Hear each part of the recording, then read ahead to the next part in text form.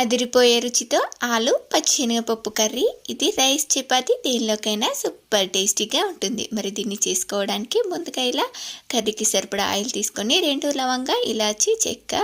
జీలకర్ర వేసుకొని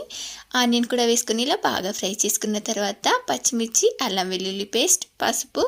ధనియా పౌడర్ వేసుకొని పచ్చివాసన పోయేంత వరకు ఫ్రై చేసుకోవాలి. ఇప్పుడు దీనిలోకి ఇలా అరగంట పాటు నానబెట్టుకున్న అరకప్పు పచ్చిశనగపప్పు, 2-3 బంగాళదుంపల్ని వేసుకొని ఇలా 2 నిమిషాల పాటు ఫ్రై చేసుకున్న తర్వాత దీనిలోకి మీకు టేస్ట్కి సరిపడా సాల్ట్, కారం వేసుకొని జస్ట్ ఒక 2 మినిట్స్ అంటే కారం వాసన పోయేంత వరకు ఫ్రై చేసుకున్న తర్వాత